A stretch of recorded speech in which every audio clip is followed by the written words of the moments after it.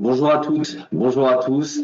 Dans cette vidéo, vous allez découvrir comment fonctionne DataViv by Sphinx en seulement quelques minutes. Alors DataViv by Sphinx, qu'est-ce que c'est exactement? C'est un outil tout en ligne qui vous permet d'importer des bases de données, que ce soit des données issues d'un CRM, d'enquête ou des avis clients par exemple, de les analyser statistiquement, de les mettre en forme via des techniques de data visualisation et de data storytelling, et de les partager en ligne via un système de dashboard avec accès restreint. Quand on parle d'accès restreint, ça veut dire qu'on va produire un seul rapport pour tout le monde, mais que chacun pourra y accéder grâce à des identifiants personnalisés et pourra accéder surtout uniquement aux résultats qui l'intéressent. Quand on ouvre DataViv, on se retrouve devant une liste de projets. Chaque base de données individuelle que vous allez importer correspondra à un projet. Je vais en créer un nouveau. On voit que on peut importer un certain nombre de fichiers, des fichiers CSV, Excel, SPSS, SSS ou des enquêtes Sphinx. Il faut savoir que les bases de données que vous devez importer sont des bases de données individuelles. Il faut que vous ayez en colonne les titres des variables et en ligne les réponses individuelles. Je vais importer un fichier CSV qui se situe sur mon ordinateur. Vous voyez donc que la base de données est importée, qu'en colonne j'ai mes titres de variables, qu'en ligne j'ai mes réponses. On voit que DataViv définit automatiquement les titres et les types de variables. Par exemple, on voit ici que c'est une variable fermée, qu'ici c'est une variable texte. Je peux la modifier et la transformer en fermée multiple, par exemple. Le nom du projet, je vais le choisir, je vais l'appeler bêtement tourisme. Je vais créer mon projet. Je me retrouve ici face à trois nouveaux onglets. Données, l'onglet données qui permet d'accéder à votre base de données, de la modifier, de remodifier les types de variables si vous le souhaitez, d'ajouter un certain nombre d'éléments si nécessaire. Vous avez également la partie gestion de données dans cet onglet données qui vous permet d'importer manuellement des bases de données pour compléter la base de données existante. Vous pouvez aussi automatiquement fonctionner via un système d'API. L'onglet analyse, c'est celui qui nous intéressera le plus, qui va nous permettre évidemment de produire notre rapport. Et l'onglet reporting, c'est celui qui permettra de créer le dashboard, en tout cas la plateforme avec accès restreint pour accéder de manière personnalisée aux résultats. L'onglet analyse vous permet de créer des vues. Chaque vue correspond finalement à un thème de vos analyses. Je crée ma première vue, que je vais appeler exemple, pour faire simple. Vous pouvez, dans la partie couleurs et styles, définir les couleurs et les styles de votre dashboard, que ce soit au niveau des graphiques, que ce soit au niveau du fond de la vue, que ce soit au niveau du tableau, etc. Toutes les possibilités de personnalisation se situent ici, mais bien évidemment, vous pourrez également modifier les graphiques individuellement et remodifier la partie globale de votre dashboard par la suite. Vous arrivez sur votre feuille de travail, à gauche la liste de vos variables, dans le bandeau horizontal un certain nombre de fonctions dont le partage de la vue, dont l'export, dont la possibilité d'accéder à un didacticiel, et à droite vos analyses, l'analyse à plat, les analyses croisées, les analyses avancées, matrice importance performance, AFC, ACP, typologie, l'Equiview qui sont des tableaux permettant de synthétiser un grand nombre de tri croisés, des analyses textuelles et sémantiques avec la possibilité de présenter des nuages de mots, des classifications hiérarchiques, l'orientation des verbatims. Vous pouvez aussi faire ensuite de l'analyse de contenu en créant vos différents thèmes et sous-thèmes. Vous pouvez aussi importer des textes, des filtres, des images, des formes graphiques qui vous permettront de personnaliser votre rapport. Si je souhaite faire une analyse, je peux soit cliquer ici, soit faire du glisser-déposer avec les variables qui se situent à gauche. Par exemple, je vais choisir de prendre ma variable CSP que je vais glisser sur ma feuille de travail. Par défaut, on me propose un graphique qui est adapté à cette restitution, mais vous avez la possibilité, via le bandeau qui apparaît à droite, de modifier votre graphique avec d'autres présentations qui sont adaptées. Il y a plusieurs dizaines de graphiques qui sont disponibles. Vous pouvez présenter le tableau et le graphique.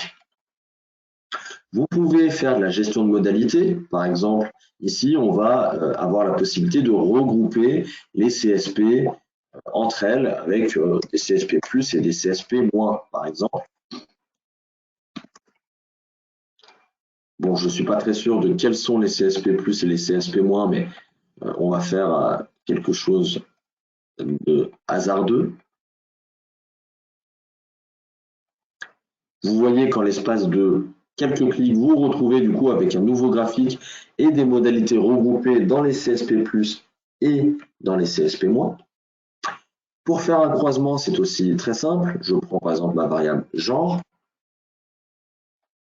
Alors avant de montrer le croisement, je peux vous montrer également la possibilité de modifier les graphiques sous forme d'images remplissables.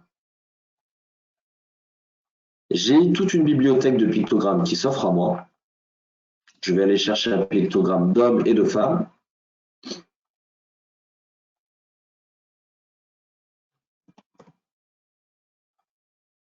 J'ai la possibilité ici de modifier les couleurs. Je vais en choisir deux. On va prendre par exemple quelque chose de plus clair pour les femmes et d'un peu plus foncé pour les hommes, admettons.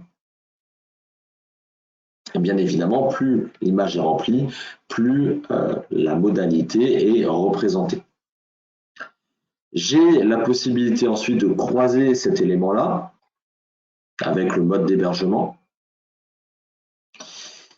Je vais laisser apparaître le tableau.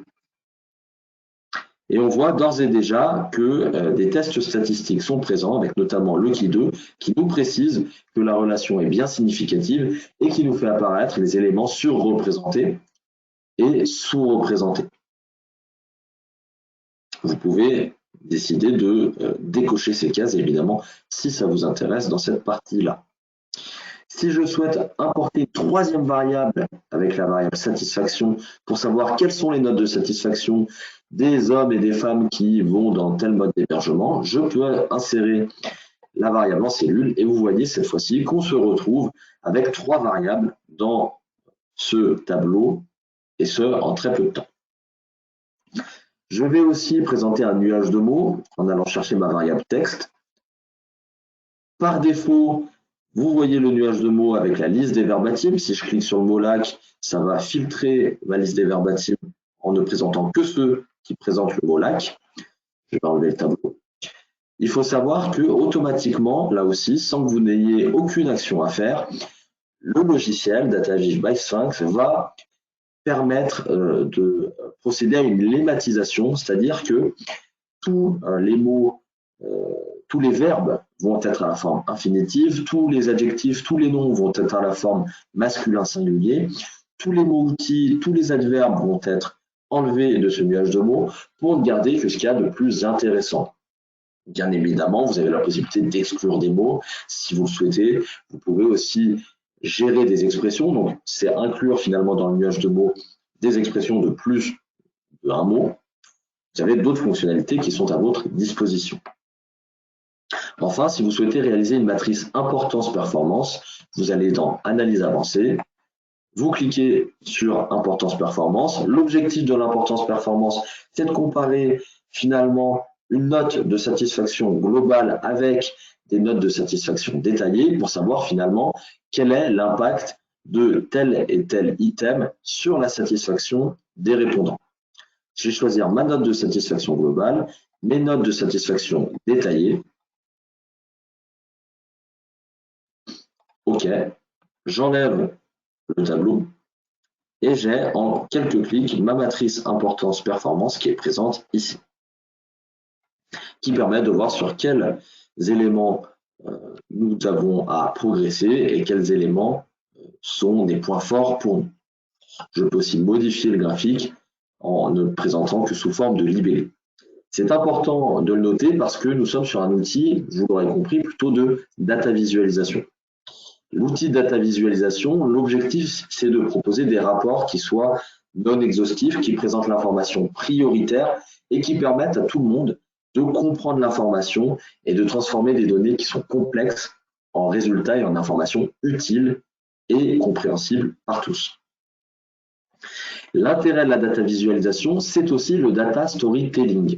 Par exemple, l'objectif, ça va être ici de pouvoir filtrer l'ensemble de ma vue selon les CSP. Dans l'onglet scénario, vous allez pouvoir soit illustrer par une vue, c'est-à-dire que je clique sur les CSP, ça m'ouvre une nouvelle vue qui définit et qui précise quels sont les CSP, quel est le profil des CSP, et filtrer des analyses, vous allez voir tout de suite. Lorsque je clique sur CSP-, mes résultats sont modifiés et je vois uniquement les résultats sur chaque tableau, sur chaque graphique, selon le profil des CSP-. Voilà pour cette partie. Ce que je vous propose, c'est de vous montrer rapidement un exemple, je vais enregistrer, un exemple de vue et de projet terminé avec l'onglet tableau de bord, la vue tableau de bord qui est dans ce projet. Vous voyez désormais ici une vue terminée avec une mise en forme graphique très sympa. L'objectif, encore une fois, c'est d'avoir des résultats qui sont clairs, qui sont synthétiques et d'être sur un ensemble harmonieux en termes graphiques. Vous voyez, par exemple, si je clique ici, ça va filtrer l'ensemble de ma vue. Et si je clique ici, je vais pouvoir déclencher une nouvelle vue pour voir quels sont mes promoteurs et mes clients. C'est l'occasion aussi de vous montrer le reporting, la plateforme de reporting. L'objectif de la plateforme de reporting, ça va être justement de pouvoir permettre à tout un chacun d'accéder aux résultats, un peu sous la forme d'un mini site internet. Vous voyez, je vais aller directement sur le reporting. Derrière chacun des onglets, vous accédez à des vues précises que vous avez réalisées sous DataViv. Le profil des touristes, on revient sur la vue que je vous ai montrée. L'intérêt de cette plateforme-là, c'est qu'en amont, vous pouvez avoir la possibilité de présenter des identifiants et des mots de passe qui seront envoyés à vos différentes cibles pour qu'ils puissent accéder uniquement aux résultats qui les concernent. Voilà ce que je voulais vous montrer en l'espace de quelques minutes pour que vous puissiez avoir une première vision de l'outil qu'est DataViv, qui est un outil, je me répète, qui vous permet d'importer vos bases de données, de les analyser, de les mettre en forme grâce aux techniques de DataViz, de data storytelling, et ensuite de pouvoir partager vos résultats grâce à un dashboard en ligne qui, bien sûr, vous permet d'avoir des accès personnalisés. Vous pouvez aussi tout à fait exporter les résultats sous Excel, sous PowerPoint pour faire des rapports un peu plus classiques. N'hésitez pas, en tout cas, à venir visiter le site internet dataviv.net pour en savoir un peu plus. Bonne journée!